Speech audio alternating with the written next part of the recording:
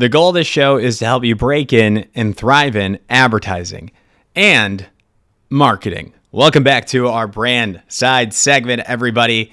This is all about interviewing not agency professionals, but the folks agency professionals report to, the marketing folks, and they have their jobs cut out for them, everybody. So I got to give them some love.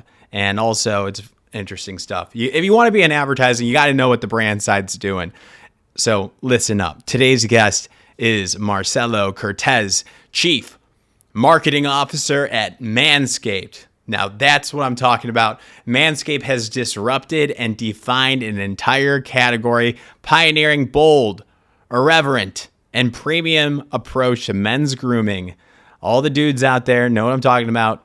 They know Manscaped. They get served those ads all over, and it's in your brain. And now, as CMO, Marcelo is responsible for building and evolving the brand. It's all about balance here. Humor with trust, and expanding Manscaped's footprint beyond the groin to face, beard, and full body care.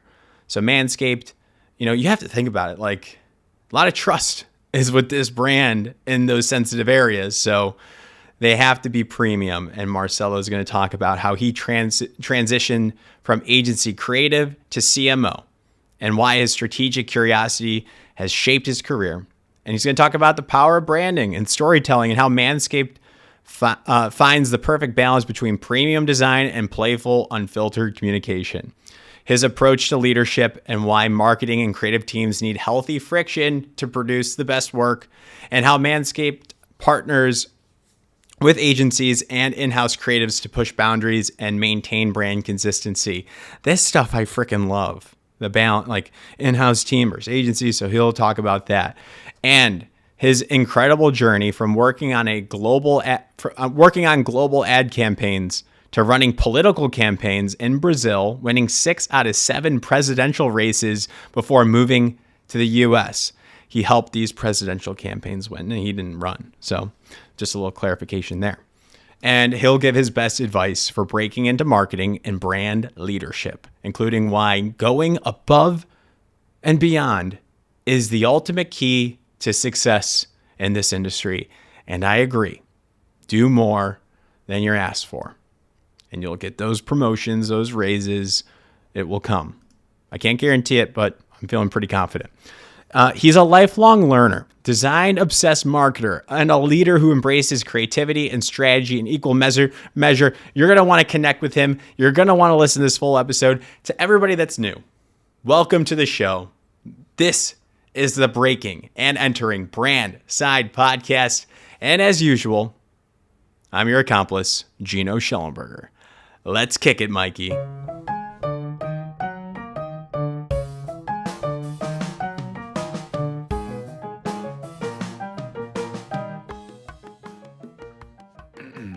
All right. Marcelo Kertesz, welcome to the Breaking and Entering Brand Side podcast. How are you doing today, sir? Pretty good. Thanks for having me here. Of course.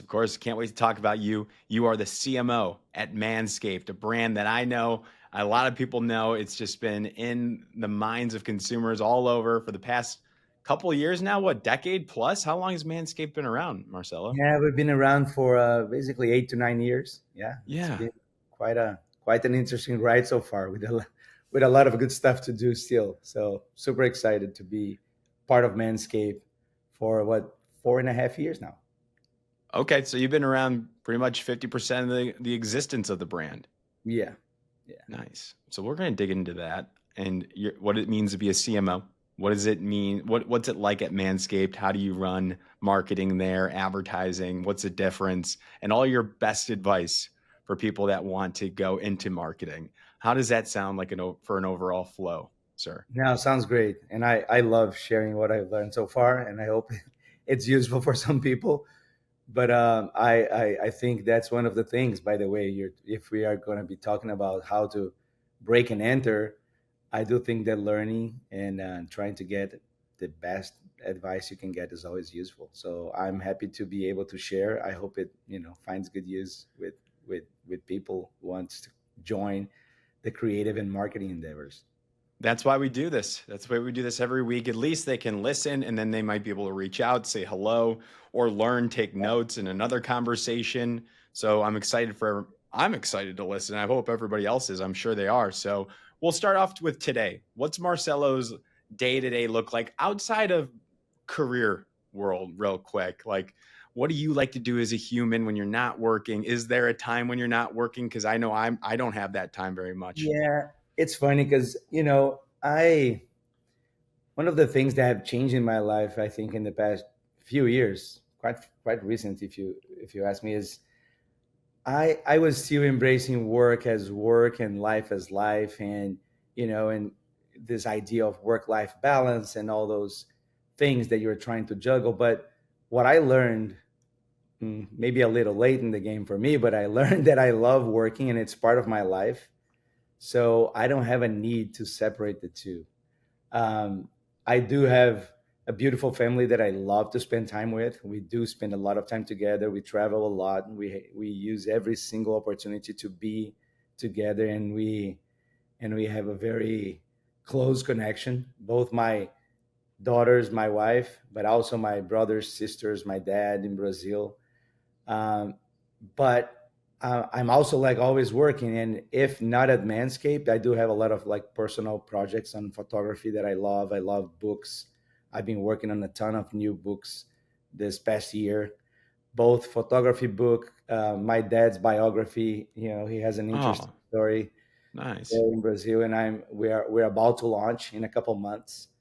Um, Another book on when my mom passed a few years ago. I found like this treasure of letters between her and my dad in a very uh, dramatic time of their life. So I am assembling that book too. Oh my So goodness. yeah, I'm always I'm always inventing something, and what I found is that this helps me a lot in my work too. So it's kind of one thing feeds the other, and for me has been working really well. Exactly. And it keeps you fulfilled. It keeps you moving. You have a mission. You're going to get it done and you love it. Like, not everybody's built like that way, Marcelo. Not everybody can hang like that. But for those that do have that spark, maybe that's good advice. Like, just go all in on what you love doing. Yeah, and I think that I mean I agree with you that it's not like everyone is built the same way, of course, and you might have your preferences, what you're naturally inclined to, but I do think that there's this idea that gets disseminated that work is one thing and it's a necessary evil almost, for you to survive and to make money, and then there's your life. And in today's society, it's very hard to operate without having a task, right? Without having work. So Hmm. embrace it as part of your life and just, have fun with it. And don't try to be as like, oh my God. Because I think for us, sometimes to act cool, we need to, talk shit about work. Say, work is hard. Oh, my day was. And I don't know. I think it can be fun, and I've worked at many very different capacities. We're probably going to cover some of those Yeah. today, and I found joy in every single one of them. Of course, there are hard days. Of course, there are days that I get home and I want to quit, and that's all I can think of. But Yeah. in general, it's talking to people, meeting people, having challenges in front of you that you want to solve, having the pleasure of like new learnings and getting a goal accomplished, seeing results, Yeah. and having a laugh at your mistakes and learning from them. It's not that, Yeah. it's pretty exciting. There's a lot of aspects to it. It's a good movie if all the little ingredients of a good drama are there. Totally. And I notice, at least living in New York now, even when I was in Chicago, really wherever you go in a city, even today, everybody's working hard. Like you kind of have to work extra hours in this economy. And you might as well pick a career path that you don't mind working those extra hours because it's going to happen inevitably. If you want to be successful, you're going to have to put in that extra work. So you might as well enjoy the people, the product that you're working with. So that's why we talk about advertising. That's why I love this stuff, marketing. That's why hopefully our listeners are ready to commit and learn from you. So we got to learn about what you're up to today. Tell us about your role as the CMO at Manscaped. What does that entail? Like running the brand? How do you Yeah. do it? Give us a rundown. So this is my first role as a CMO, right? I actually come from the creative side of the business. My career path was a bit unusual, but if there was like a backbone that we can distinguish, would be your typical advertising, come from the art side, coming as an art director first, and then a creative director and all those things. But I always had uh, in my life, even as a junior art director, I always had like a passion for understanding the business, like what are the needs behind every little ask. Even if there was a very small tactical request, I would be obsessed on understanding like why, what is the business needs that are driving that request, right? And that's actually, I think, and I know we're going to cover that later, but that's what actually guided me through my changes, because I was pursuing that closeness to this business strategy. Ah, but so I you were creative though. But you Yes. were always curious about why and how does this ladder up into the larger business goals?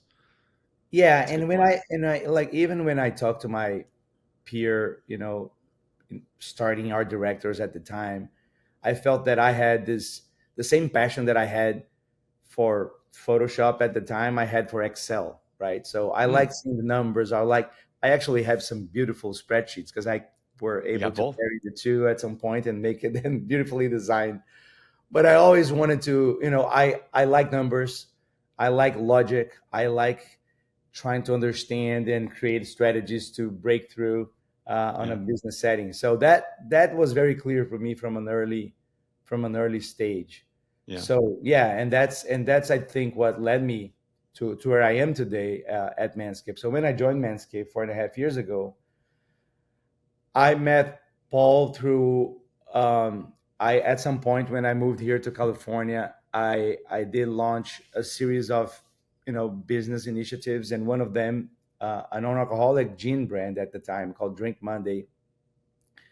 One of our partners in the brand was also working at Manscaped. He introduced me to Paul Tran, the CEO and founder, and it's interesting because his first request to me was to do like a very tactical thing, like he needed like a logo, an icon for the brand. And again, my passion for understanding more than what's being requested for made me do a deep dive into the brand, into like almost like a diagnostic of like what was happening with Manscaped, and even on the branding side, a much wider look on like everything they're doing, the photography, the messaging, the visual identity. And then the conversation quickly evolved, and he made an invite, said, "Hey, would you be open to join Manscaped?" And I, at the time, I was just coming out of product design school, which is another weird chapter of my life. When I moved to the US, I enrolled into product design school, and I actually graduated from product design. And so I was feeling very confident and proud about my on my new degree with zero experience. But I said, Paul, I'll join if you let me run everything that has an ounce of creative in this organization. So from product design, packaging, digital, advertising, content, branding, and he was brave enough to let me do it. Um, and I remember it was a very very interesting moment, because we kind of agreed that I would join and do that, but I would join in a month and a half, because I was leaving another position, and I wanted to take a little bit of time off. And the week that I was about to leave my previous position was the week that everything went in lockdown, like March Yep. 13, 2020. And in my mind, what I thought was, man, I'm screwed. I just left this job, which, by the way, all I can think at the time was health insurance, because even no one knew what was going to happen with our lives and health. And the world is in lockdown, and the first people that Manscaped will cut from there, is the ones that haven't even onboarded yet. So I'm like, I'm out of a job, and I'm like, I felt like when you're jumping from one cliff to another, and they they spread them apart right in the middle of their Yeah. jump. Yeah. That's Then scary. so I had 1.5 days of panic, real panic. And then I asked myself, you know what? I'm not gonna I'm not gonna sit still and wait another month to see what happens. Uh, I will make sure that if there are cuts because of COVID, I will be the last one that they'll think about cutting. So what I did, I called Paul, the CEO and founder, said, "Hey, do you mind if I share a few ideas?" Like I really lowballed it. Then I went in my like crazy focus mode. I worked for 2 weeks like crazy, and I did like a whole new rebrand typography system. I had a designer that was joining together with me from Brazil to Hugo. He's a great, great, amazing designer. We sat down every day, worked late hours like crazy. We proposed a whole new branding system, packaging system, new photography. And then I said, Paul, would you mind if I share with you like a few thoughts, but very low balling Oh it? my And then gosh. when he joined, I just like boom, boom. I splashed like it was, I don't know, probably 100 slides, all new ideas with the whole strategy behind it, like diagnostic of the brand, like why we're doing this, why we need to do this. And I remember his reply. Uh, Paul said to me, "Hey Marcelo, we don't know each other much yet, but I don't curse. But this is fucking awesome." He was- and I allowed, well, mission accomplished. And then he asked me, "Would you be open to sharing this with a few more people the next day?" I'm like, "Yeah, sure, no problem." The next day, little did I know, he put me in an all hands with the whole company, and I was presenting my whole proposal for a rebrand. And I mean, because there was a diagnostic too, so I was talking about people's work, and I try to be very elegant when when Right. previous work, because first we don't know what the situation was, what the conditions were, and what the goal was. So it's very easy to come in and say, "Hey, I can make this better," but you didn't have the context of what happened before, right? Yes. So very politely, I was trying to like not be elegant about people's work, because this, if all went wrong, well, if all went right, this would be the people that I would be working with, and I didn't want to burn bridges even before I joined. But it was really interesting. So we did this presentation and all hands. At that very day, Paul gave me like an email login. I was getting messages from the team telling like how pumped they were and how awesome it was. And then from there, I led creative and product design and all those disciplines for like 2.5 years. And Yeah. about 2 years ago, Paul asked me if I would accept the challenge of becoming chief marketing officer at Manscaped, Oh which my goodness. meant my first actual like corporate marketing position. I mean, Yeah. Big time. I had done political marketing before, which is another crazy chapter that we can chat. But it was my first time, so there's still a lot of learning. I learn every day at the job, which for me is a blessing because it keeps me super engaged. I love learning, and yeah, and it's been very very interesting and full of great challenges and successes. So good balance there too. I mean, right there, the lesson that you taught us right there of there is a moment of vulnerability. You could have sat passively on your thumbs thinking like, oh, is this going to work out? You said, no, I'm going to work my ass off for the next 2 weeks. Brought in your friend. You guys worked late nights. You took action and you provided a solution.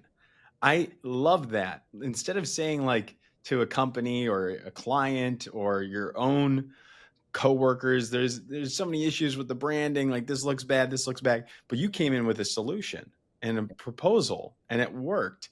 I love that so much. Can you talk about what the branding was like before Marcelo and now after Marcelo? Yeah, sure. But just I want to tap into that topic a little bit because I'm very passionate about too.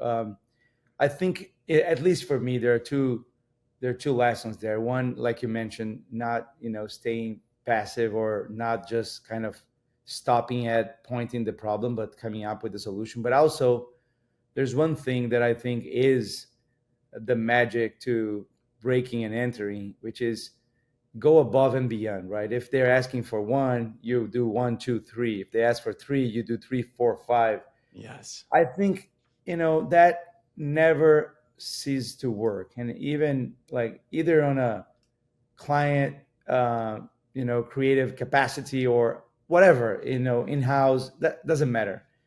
This is a something that if people ask me like, what does it take, to keep evolving in your career, I think that going above and beyond what's asked is something that you should highly consider.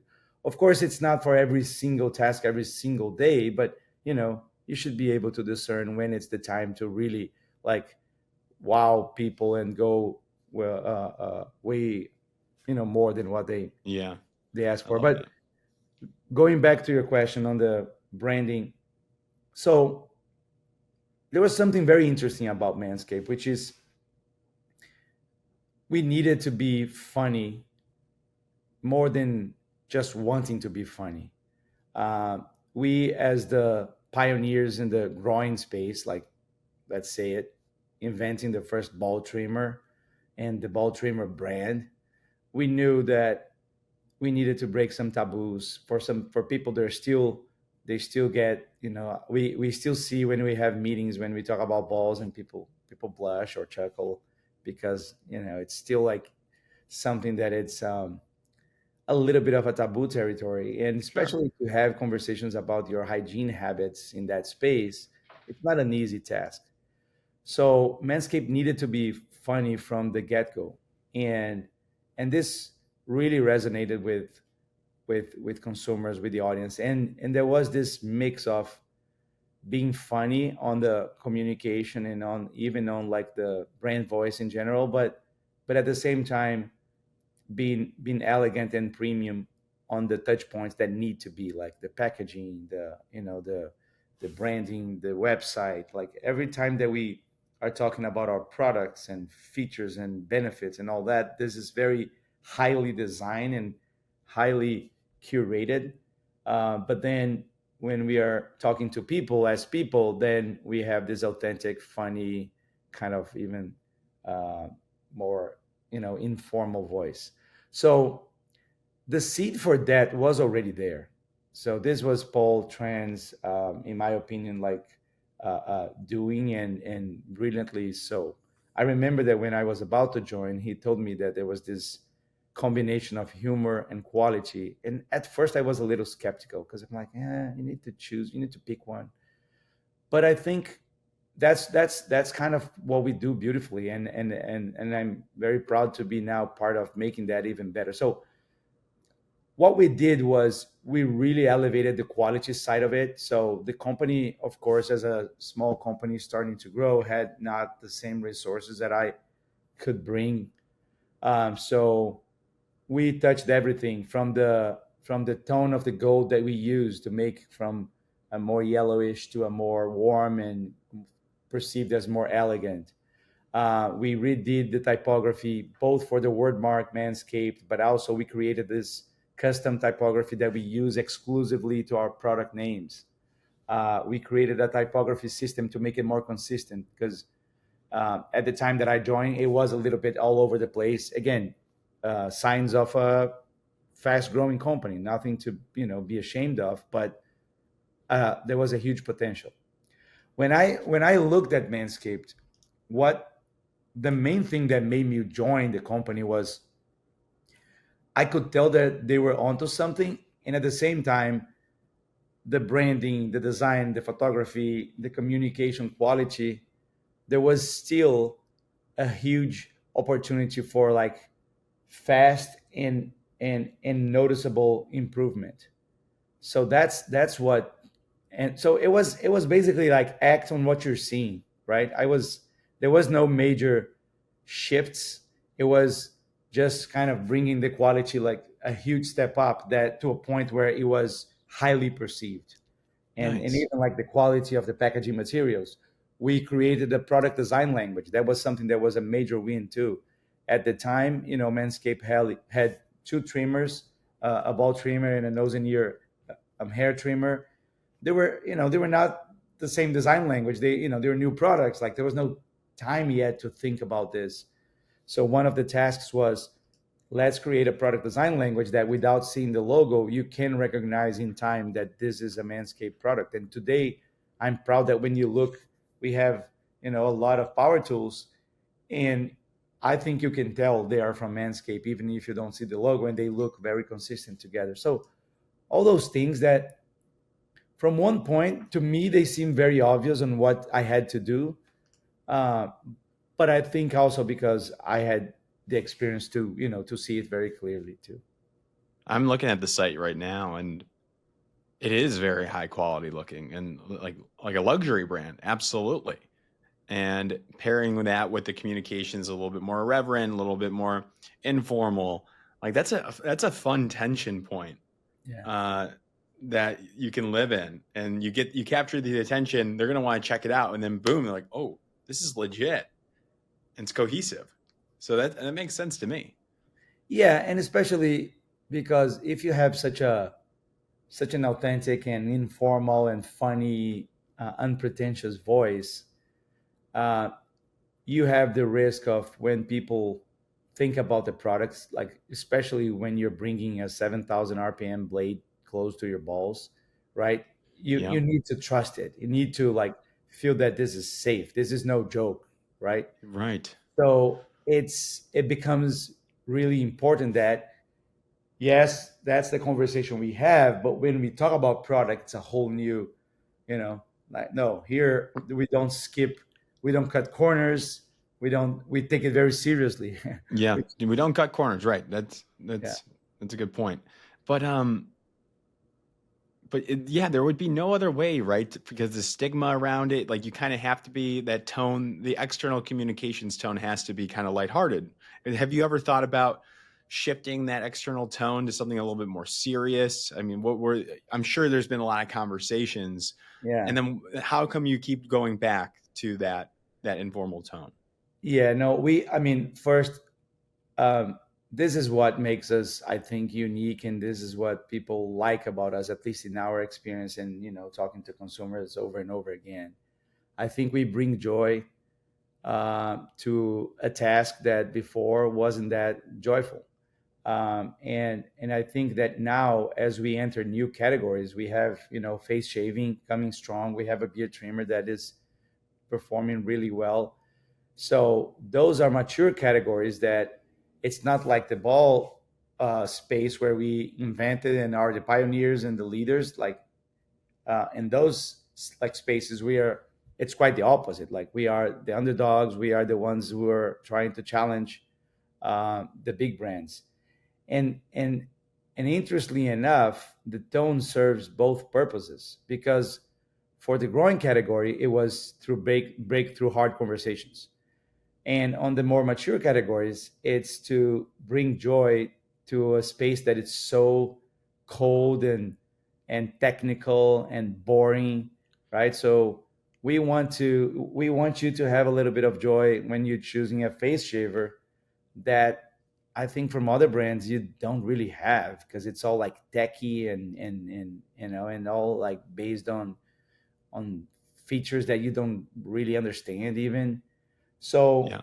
internally we have this litmus test where if we have a piece of communication that any of those other brands could use, that means that we're not doing our job, because Mm, that's the difficulty that we want to present to them, because they're coming after us, right? Some brands, some legacy brands are coming trying to bite our space in the groin, but then because they have so much equity built behind them from years and years of talking to us in a certain voice to the consumer, that they they become stiff. So they talk about the groin as if it was like this medical space, and it's like yeah, so yeah, they can't play in the space for too long. Is Even if they try for a little bit, it won't come across yeah, authentic for because long. they're either gonna break their real voice, and people today they don't let it pass, right? So if they No. see that you're faking it, they will come after you like Yeah. crazy.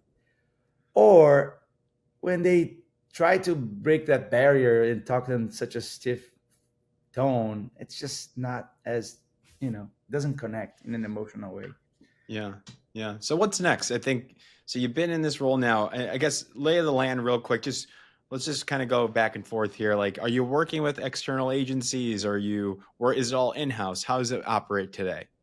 Yeah, no, that's a good question. When I joined, we built this. I mean, there was an in-house team with good talent, but we kind of turbocharged it. We have a great in-house team that is responsible for, I would say, the vast majority of what we do today. People that come from all walks of life, like like high level agencies, design work, digital world. So really good, great professionals, and I think it's the core of our creative team, and on the marketing team, it's all in house. But more recently, last year and this year, we did reach out to a few great agencies to partner on a few specific jobs, and it's been a really great partnership. Last year, we worked with Pereiro Del, out of New York, San Francisco. We launched this campaign called The Boys, which I'm very proud of because I think it's one of those like very funny but elegant way to talk about how we understand the quirks of having a pair of boys in our Yeah. groin. Um, and it was great because although the agency brought the original concept and the idea, this was in a close collaboration with our internal creative too. What I make sure to do when we have an agency working with us is that our creative team are the touch point and the clients, so they are still connected on the loop, and actually it ends up inevitably being a co-development, right? Yep. So the agency brings the outside perspective that sometimes we need because we Yeah. are You got it. so into the brand for so long. Yep. So that's great, and that's great value for us, but we know our brand in and out, so the combination of the two is what makes it, in my opinion, extra special. I love that it's not just the marketing team Yeah, talking with the agency. You got your creatives in house talking with the external agency. That's nice. That's a winning combo when you yeah, got all people working together, especially you. That's like the whole ethos I'm learning from yeah. you. It's like And you got both now, the marketing side, you got the creative side. You're at the top. That makes sense that you should be leading this brand with your experience. yeah, and that's I think makes, yeah, I mean, I agree with you, and I think after we created, like after I joined this position coming from creative, the flow between marketing and creative has increased like significantly. Like the amount of collaboration is much better. There is still a little bit of the healthy friction that I think we'll always have between those two functions, and I tell them, I like, you guys have different mandates, right? Creative is here to make sure that the brand is holding its standards, that all the executions are at the highest level. um, and marketing is trying to be as effective and selling as possible. And of course, the El Dorado is finding those two, like the intersection between those two things, but they are not as natural as they might seem. So there Yeah. is a need for a healthy friction Yeah. between those Checks and two. balances between the two. Yeah. Yeah. And whenever there's like, but who owns that, I'm like, well, what's the expected result, right? So if this is something about how the brand is perceived, and if it's to to make sure the standards of the brand is being best represented, then creative has the last say. But if it's effectiveness that's on the hook, if we're going to have to answer for how it performed, then marketing has the final say. And that creates clarity because, yes, like I said, all the like that happens and will happen. And I'm not trying to, as much as I want the teams to work as close together as possible, if there was zero friction, I think they wouldn't be doing their job as passionately as they should be doing. So we need to live with a little bit of that. And we're also working on a new campaign that we're going to launch later this year. It's about Manscaped actually, positioning itself as a brand because we do have products for the face and they're super successful right now. But as a brand, we are presenting um, on a maybe on a stronger way to our consumers that we are here to stay and we are here for your face, um, even stronger than we went for your groin. And it's a really cool Interesting. campaign that we are developing. It's inserts ourselves in a cultural conversation that I'm super excited to be part of. And this one we are developing with a special group, the team out You of LA. Oh yeah, yeah, yeah. They have a Super Bowl ad this year. They've been Yes, doing that. Yeah. Are you Kelsey Hodgkin? Are you working with? yes, yes, yes. She's great. That's a Yeah, good agency, amazing man. people there. They pitched. We had a process for this project. They pitched as a concept that we think is a great way to insert ourselves in in a conversation and then tell people how we are Oh, developing hey, these amazing tools and routines for the face. let me know when that's coming out. We happy to have you on again. Maybe you and Yeah, Kelsey together, and we'll talk about. We can look at it too. Like I can't I wait, would love man. to. Yeah, yeah, I would love to. Yeah, That's pretty cool. this is awesome. So that's for the face, Yes, Brent. I Okay, mean, got it. we are, of course we are positioned, ourselves as for all your man care, Yeah, but this is kind of us loud and clearly saying that yeah. we have amazing tools for your tools and routines, because that's the other thing that is very special about Manscaped.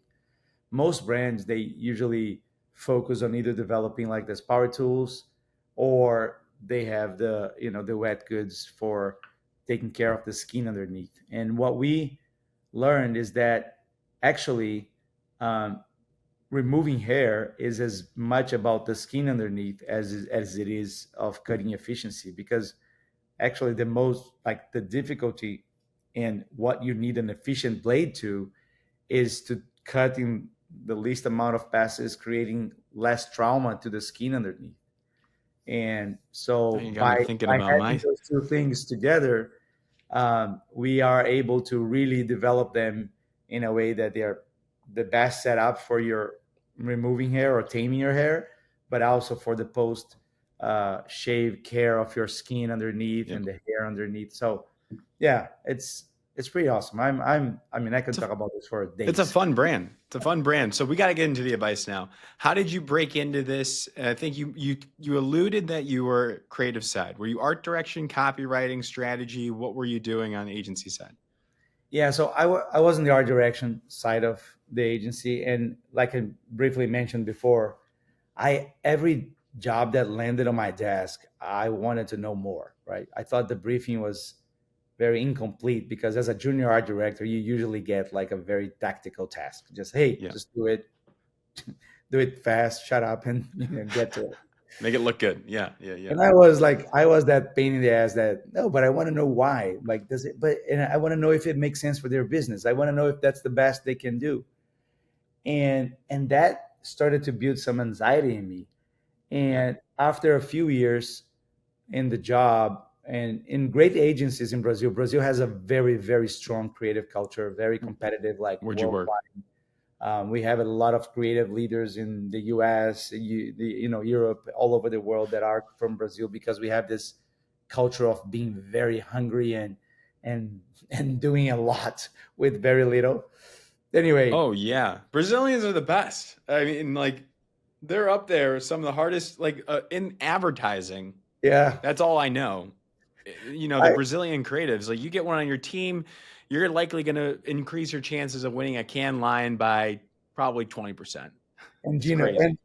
and again, I don't want to be self-serving or whatever that is, because I'm Brazilian, but I heard this once when when people were assembling a team for a creative task, and they were talking about, oh, we're going to have two creatives and a Brazilian creative. The Brazilian creative was a different known quantity, which meant, okay, that's how we balance the team. But It's anyway, so funny. Yeah, and I but like sometimes they'll have like them as Brazilians, like actually in agencies as like rovers, like hovering around different clients, right around award season time. Like they come in, they better the yeah, idea. yeah, Like that's like I've heard of that. I think So it's because we come from this culture of, like, my best guess is like having less resources, and just loving creativity, right? I think we are people that are really strong in the creative arts and music and a lot of things. But anyway, back to the path. Um, so my appetite for strategy led me to actually do my first political campaign. So in 2002, I was working at a great agency that had just won like agency of the year in Cannes. Really great stuff, like very competitive environment, just like I loved it. But then there was this invite to run creative and some strategy for the presidential campaign for actually uh, the same guy who is now our president again, President Lula. But it was his first, it was his fifth attempt at the presidency, and the first time he won. And the difference in the difference in the political marketing world is that there's no way that you are not connected to the strategy, because everything runs so fast and so tight and so like internal, that for me it was like a supercharged like MBA, in 6 months.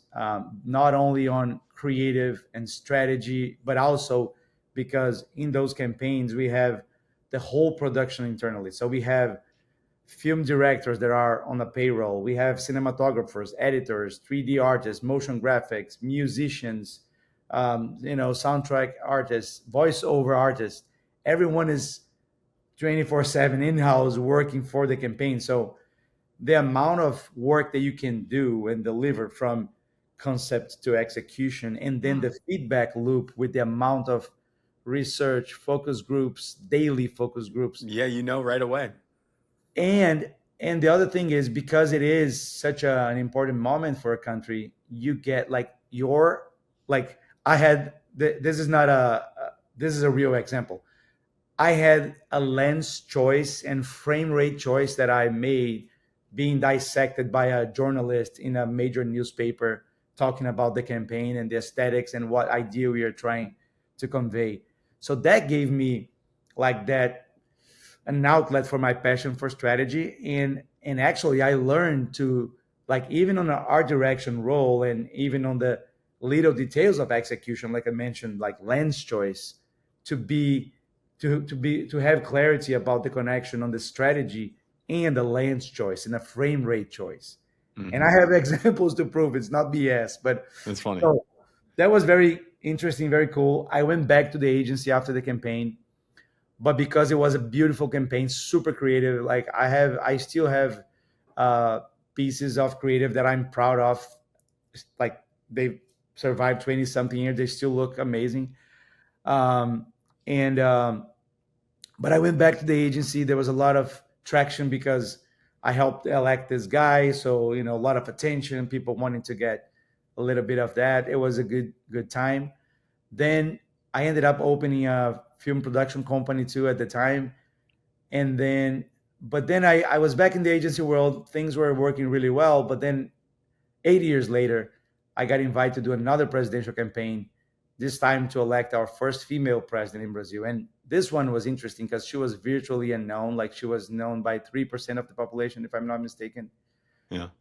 And we had 6 months to build her reputation, present to the people like who she is, and win the election. And we won. It was great. Wow. After that, I went back to the agency world. I stayed there for another year and a half, and then there was like this flurry of invites to do presidential campaigns in different parts of the world. Like, all in all, I ended up doing 7 presidential campaigns in 5 different countries, and we won 6 out of the 7. So it was a really good track record. And Wow. and Okay. that's actually what led me to the US, because when I was embarking on the last one, which was by coincidence the re-election of that female president Dilma that we had elected in 2010, um, I told my partners and group at the time, like, after this one, I need to take a break. I need to regroup with my family. My daughters had this recurring joke that I didn't know their names, I didn't know who they were, because I was traveling from country to country. Yeah. on a roll. So we came to the US to take a year off. We came here just to regroup with the family. That's when I enrolled in product design school because I wanted to learn something. And then from that, it just we decided to stay, became American citizens. Now we fully work here in the US. My daughters go to school. I'm actually in my daughter's house today because it's Parents Week at University of Oregon. Nice.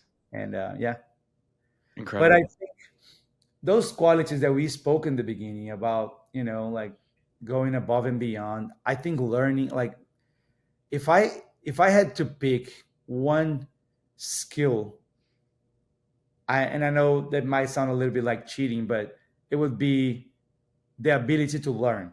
So learning to learn for me is the best skill you can develop in your life, and having and finding joy in learning. That's for me Yes. is like opens so many doors.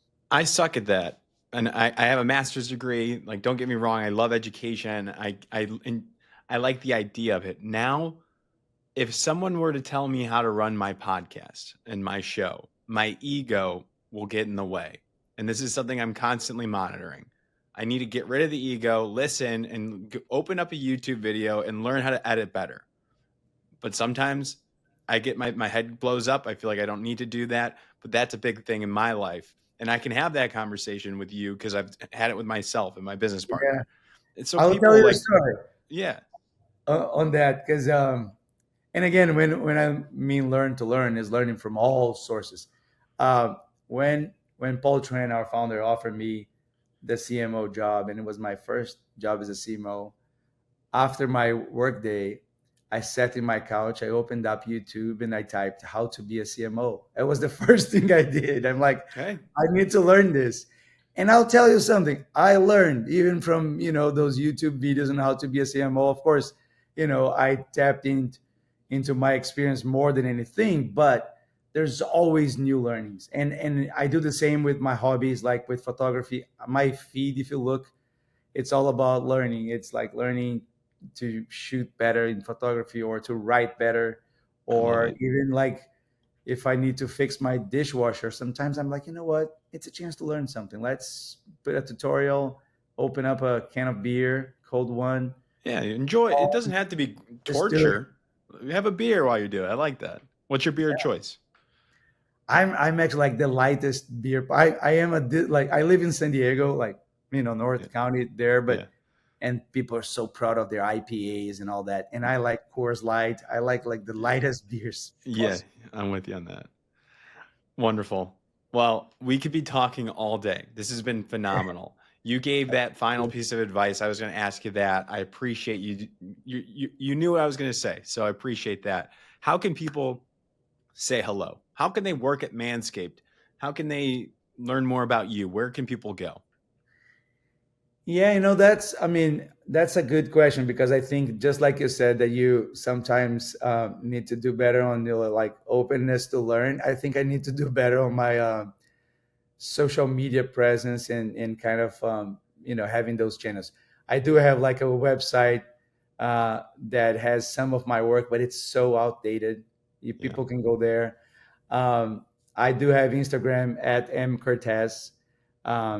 That people, if they send me a message, I'll try to answer. yeah. LinkedIn. I'm that's a great question. I am not well versed at this, and I'm not like prepared to give you like, oh, those are the channels, go for it. That's okay. But How about but LinkedIn? Do you check what LinkedIn at all? yes, Okay, I don't have the habit of like looking at it quite that's okay. frequently, but I do, and eventually I will, you know, answer and try to reach out. So Yeah, yeah, not a perfect answer, but what I can say is I love meeting new people. I yeah. love talking to new people. I love meeting new talent. Um, I love to keep my mind super open. So find me, and I promise that next time I will have a better path for like, oh, this is how you get in And contact. we understand you're a CMO of an amazing brand. You're super busy. So if people they listen to this far, they obviously are very passionate. And they're gonna reach out to you, or they're gonna say hello, and they could be patient. Everybody listening can reach out to me, and I'll talk with them too if they have any direct questions. I can Oh, be like thank you. that first step for you, man. That's pretty cool. I love our Yeah. chat. Thank you. Nicely done. Enjoy the rest of Parents Weekend. What university? University of Oregon here in Oregon. Yeah.